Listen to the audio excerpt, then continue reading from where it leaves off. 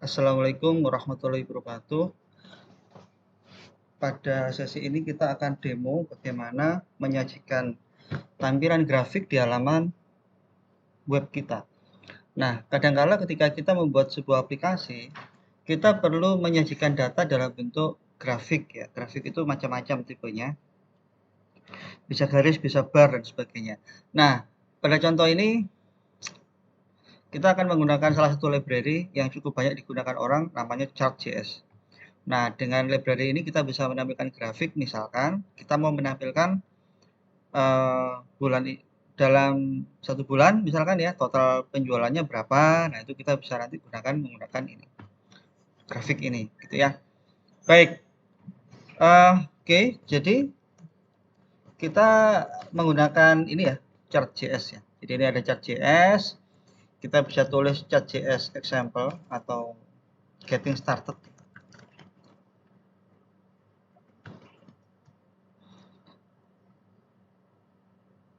Oke ya, di sini sudah ada petunjuk-petunjuknya ya, bisa kita ikuti. Oke, kita lihat nih. Pertama kita buat file aplikasi kita ya. Belajar, di sini saya tuliskan, saya buat satu file ini ya, grafik.php.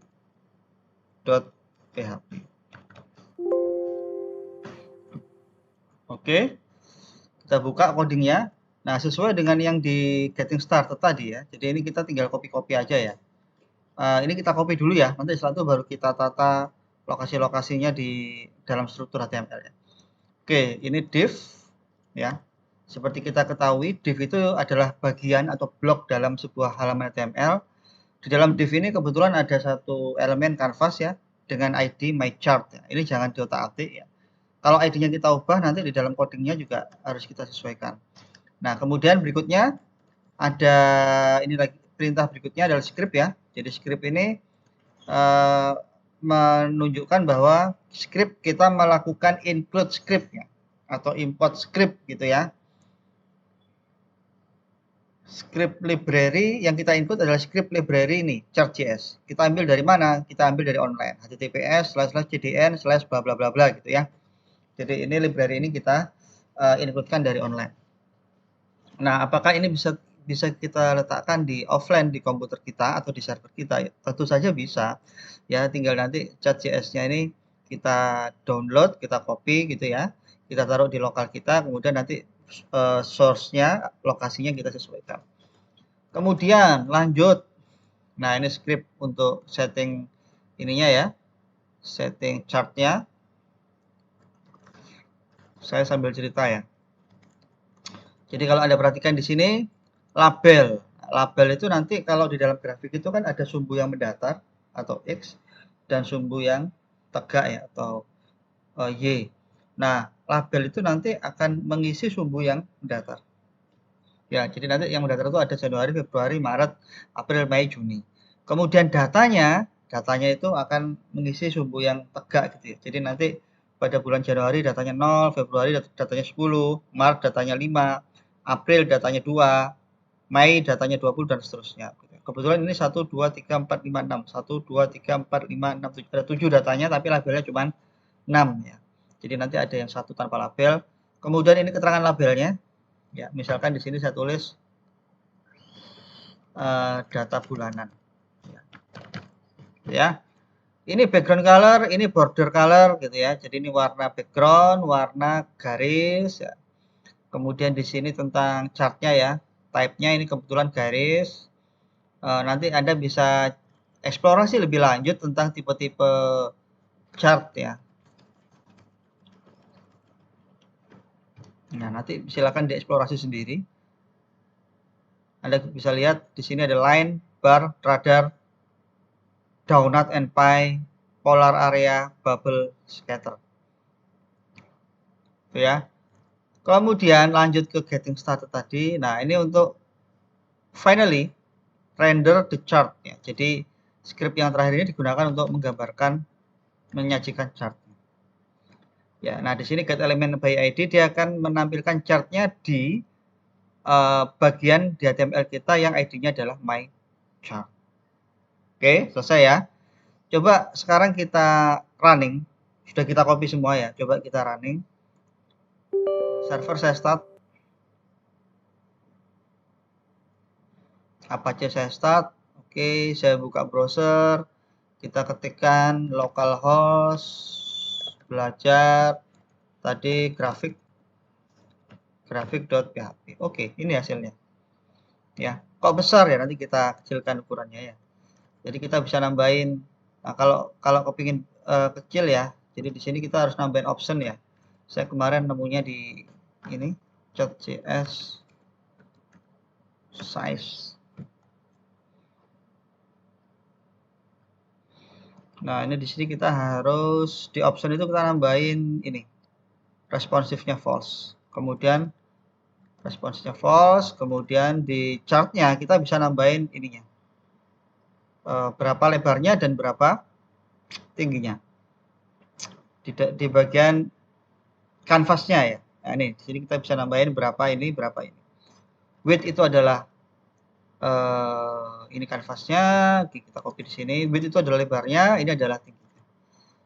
Kita tes ya. Oke, seperti ini ya. Kurang lebar, oke. 400. Width itu kan lebar ya. Oke. Nah, contoh 1, 2, 3, 4, 5, 6 ya. Juni. Jadi ada satu yang nggak tampil. Misalkan Januari tadi 0 datanya. Datanya 0. Oke, coba saya ubah menjadi 50 misalkan. Oke, Januarinya naik. Ya. Jadi kita bisa lihat datanya sudah tersaji seperti ini. Gampang kan ya? Nah, kalau kita mau menata lebih baik lagi sesuai dengan aturan HTML yang benar ya. Ini kan harusnya ada tag HTML, kemudian di bagian atas itu ada head ya, kemudian di bawahnya nanti ada salah ketik typo body. Nah, di sini kan harusnya di dalam nih. Di sini ya. Gambarnya kan di sini ya, kanvasnya ya, grabnya ya. Oke. Kemudian yang lain-lain bisa kita taruh di bawah, nggak ada masalah. Oke ya. Misalkan di sini kita mau nambahin title-nya web ya. Contoh grafik. Di dalam grafiknya sendiri kita bisa menambahin title sebenarnya ya. Gimana caranya? Cari sendiri ya. Caranya bahasa Inggrisnya nambah itu add ya. Nah, itu sudah add title. Di sini sudah ada contoh-contohnya untuk nambahin title. Kita nambahin di option-nya. Nah, ada kiri kanan dan sebagainya. Lah ini title. Title-nya ini. Jadi di option tadi kita nambahin plugin, copy aja. Nanti ini judulnya. Oke ya. Baik, lanjut. Nah, ini saya geser ke sebelah kiri. Sekarang ini saya tutup. Sekarang saya mau menampilkan data, tapi datanya bukan statis ya. Ini kan statis ya. Kita kan langsung ketik di sini ya. Nah, saya mau menampilkan data, tapi datanya itu dari PHP gitu ya. Kemudian nanti PHP-nya mungkin dari database gitu ya.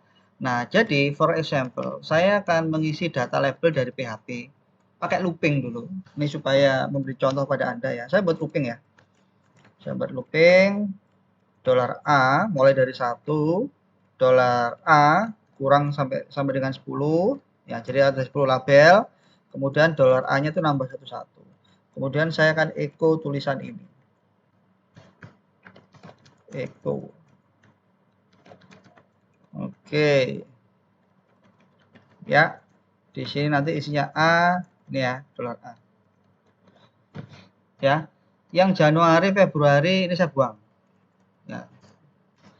Jadi labelnya saya isi dari PHP. Bisa kita tes dulu ya. Jadi kalau error kelihatan. Nah, ini 1 2 3 oke ya, sampai 10. Kemudian dengan cara yang sama saya mengisikan data. Nah, ini datanya saya enter ya supaya lebih kelihatan. Nah, ini saya isi dengan menggunakan PHP ya. Saya ngisi 10 data. Ini kalau label kalau data kan dia nggak perlu petik ya. Karena dia numerik. Jadi cuma perlu koma aja. Di sini saya isi dengan angka random ya. Randomnya PHP ya. Betul ya? Takut salah. Oke, random. Parameternya random dari 0 sampai 100. Data yang atas kita buang. Oke guys, kita refresh. Oke, acak dia ya, acak. Nanti kalau kita refresh ya dia berubah lagi namanya angka acak. Kalau mau ganti coba pakai yang chart. Sorry kok chart. Maaf, nggak ada chart ya, nanti error ya. Bar gitu ya. Tadi chart JS. Salah ketik juga. Radar misalkan. Ini kalau kita gunakan radar, habis saya ubah type-nya, saya simpan, kita refresh di sini, oke, jadi seperti ini. Atau donut and pie itu nulisnya gimana? Modelnya kayak gini ya. Jadi nulisnya pie. Ini pie-nya, kalau ini donut ya. Coba ya, kalau pie, jadi tab-nya ini saya ganti pie. Pie, saya simpan, kemudian ini saya refresh. Ya, jadi seperti ini. Jadi bulan 1 nggak cocok ya. Nggak cocok. Ini aja pakai line aja. Saya ganti dengan line, saya simpan, saya refresh. Oke, lanjut. Sekarang kita mau data itu mau kita tampilkan dari database. Saya buka database ya, supaya kita bisa melihat kondisi datanya. Oke, sebagai contoh, di sini ada transaksi 21 data. Kalau di sini pesanan ada berapa datanya? 161 data. Sebentar ya, transaksi. Ada apa nih? Total bayar, di sini ada tahun bulan. Oke, misalkan seperti ini ya. Misalkan seperti ini. Kuliah, ada yang berulang nggak? Nggak ada. Ini kasir ya. Kasir kedua, kasir ketiga, 7. Oke. Sebagai contoh ya, ini contoh aja, nanti kita bisa menyajikan data dengan bentuk yang berbeda. Ini ada toko ya. Sebagai contoh, kita mau menampilkan data transaksi per bulan itu totalnya berapa per bulan ya, sesuai dengan nama bulan. Jadi kita bisa membuat query ya, select ya, karena kita maunya per bulan ya, jadi kita menyajikan tanggalnya ini tapi dalam bentuk bulan. Jadi cukup, saya nggak mau menampilkan 2022-02-27, tapi cukup 2022-02 saja, tahun dan bulan. Nah, ini kita pakai date format ya. Ada fungsi di MySQL yang bisa kita gunakan untuk memformat tampilan tanggal, namanya date format gitu ya. Ini date format. Susunannya seperti ini ya. Ya. Jadi kita ketik aja. Ini kan kita dapat datanya dari variabel tanggal ya. Kemudian di sini ada saya mau menampilkannya tahun dan bulan. Bulannya itu kita pakai, nah ini bulannya ada 2 ya. Ada pakai nama bulan lengkap atau cukup angka saja. M kecil sama M besar. Oke, sama pakai M besar. Sebentar. Persen M besar. Oke. Ini kan S tahun bulan ya. Atau labelnya ya. S label. Kemudian jadi data itu akan saya tampilkan itu. Nah, untuk data dalam bulan itu harus saya summary kan, harus saya total kan. Yang saya total apa? Yang saya total di sini data total bayarnya. Nah, kalau kita mau mengelompokkan data berdasarkan kolom tertentu ya, ini from tabelnya adalah tabel transaksi. Ya, maka kita harus menggunakan group by otomatis ya. Kita kelompokkan berdasarkan apa? Berdasarkan tahun dan bulan. Begitu ya. Kita lihat dulu hasilnya. Kolomnya tanggal transaksi ya, salah. Kolomnya, sorry. Ini tanggal transaksi. Nama kolomnya bukan tanggal ya, tapi tanggal transaksi. Ini label, ini total.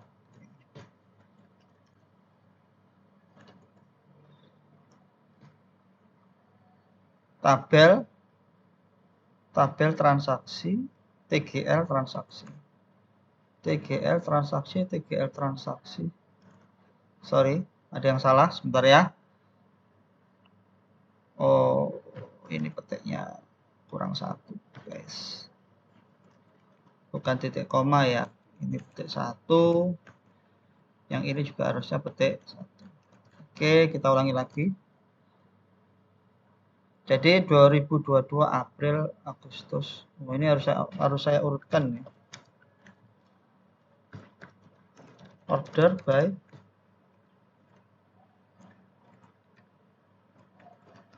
ini bisa nggak? Ya, Januari sekian, Februari sekian, Maret sekian, 500.000, April sekian, Agustus sekian. Oke, sudah kan? Jadi data kan? Ya. Jadi ini perintah query kita. Ya. Jadi labelnya ini nanti kita isikan dari tahun dan bulan tadi ya.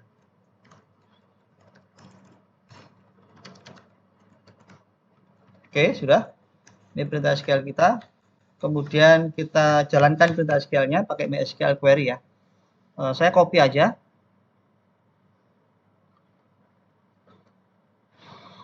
Oke, sampai di sini ya.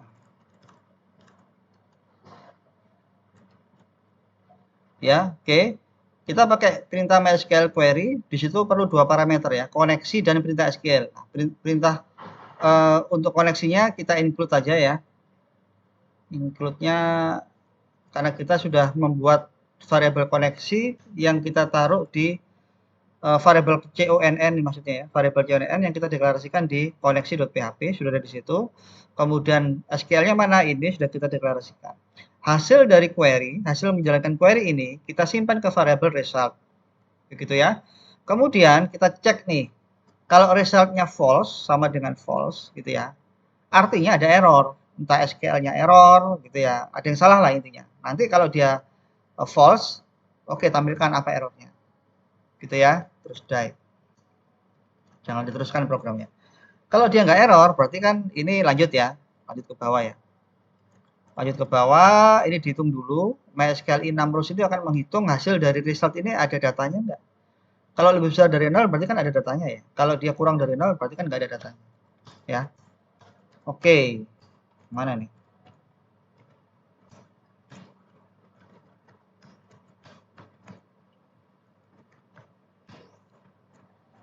Oke, udah.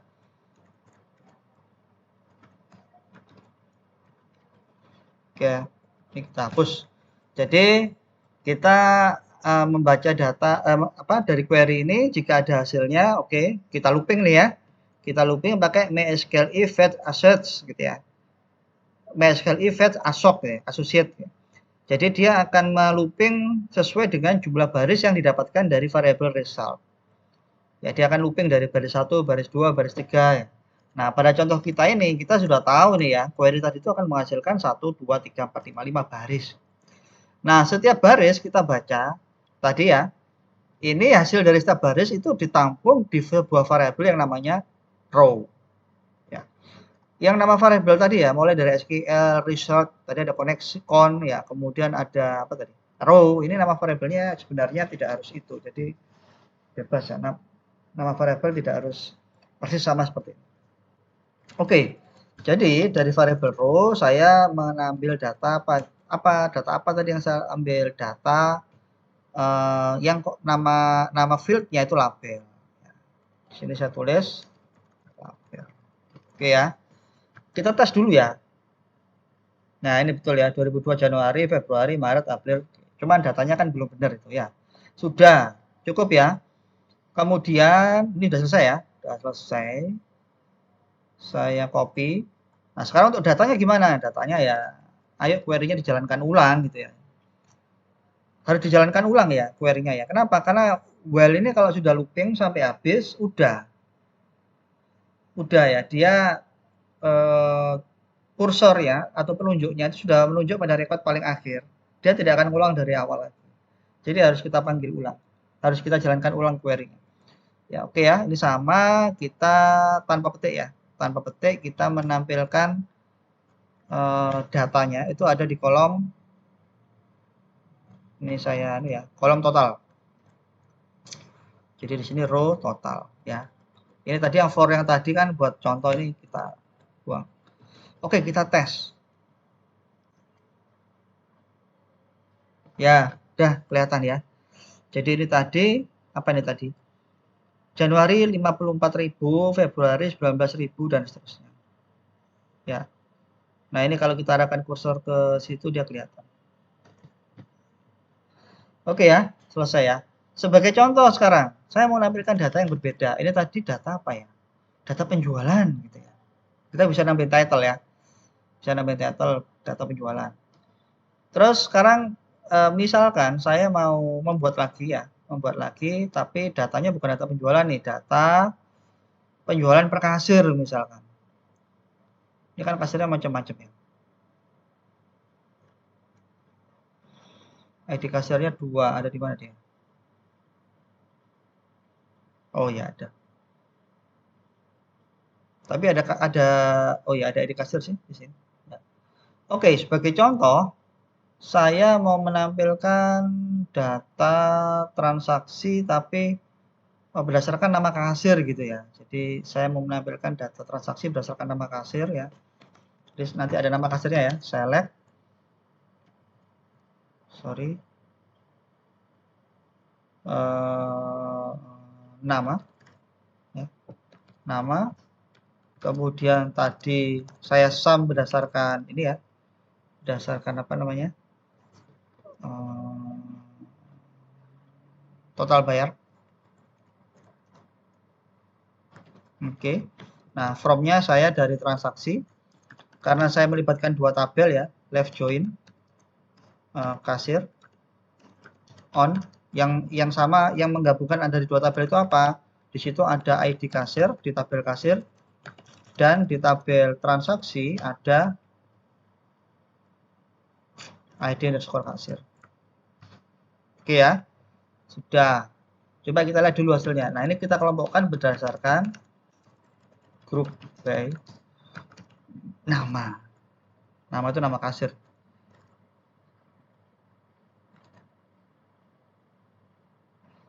Wah, ya, jadi pendapatannya per orang gini ya. Ya. Oke. Nah, ini supaya enggak ngubah-ngubah yang tadi ya, nama itu saya kasih label saya kasih nama kolom label ya, S label. Supaya enggak ngubah-ngubah yang lain yang di program tadi udah kita buat. Jadi SQL-nya cuma kita ganti ya, pakai SQL yang baru.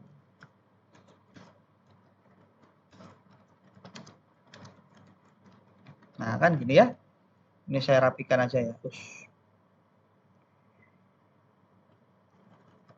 Jadi yang dibaca bukan SQL yang atas ya. SQL yang atas ditulis, setelah itu diganti dengan SQL yang bawah. Jadi yang dibaca SQL yang bawah. Oke, kita refresh. Ya, bentar. Ada yang salah. Total nama S label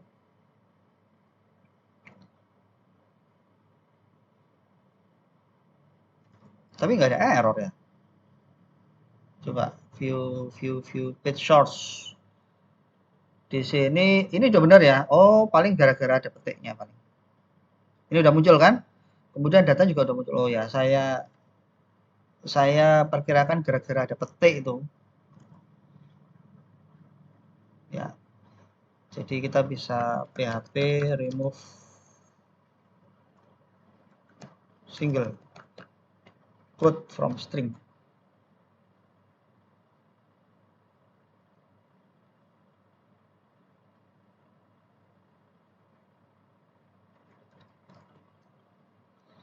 Paling gara-gara itu ya. Jadi ini oke.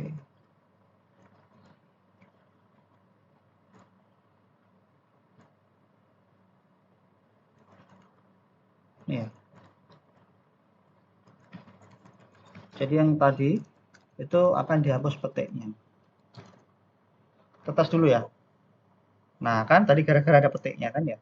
Jadi ini dapat sekian, kurang besar grafiknya. Oke, kita bisa ubah ininya ya, 400, misalkan di sini 600. Dalam satu halaman mau ada 2 grafik bisa nggak? Bisa. Ya, berarti kita nambahkan kanvasnya dengan ID yang berbeda ya. Nah, di sini kanvasnya dengan ID yang berbeda. Kemudian nanti di sini harus kita deklarasi ulang ininya ya, datanya. Karena dia nanti ketika ngeload itu ini mecetnya bisa mecet yang baru ya. Ini kan ini kan ID-nya bisa kita sesuaikan dengan cat yang kedua, kemudian config-nya kita bisa buat config baru, config 2 dengan data yang nama datanya berbeda. Nama datanya tadi jangan data tapi yang lain. Kalau ini kan tadi nama datanya kan konstanta data. Nah, jadi konstanta data itu menentukan label Anda itu seperti apa, label. Kemudian data Anda seperti apa itu ditentukan dengan konstanta data tadi. Ya. Oke ya, jadi ini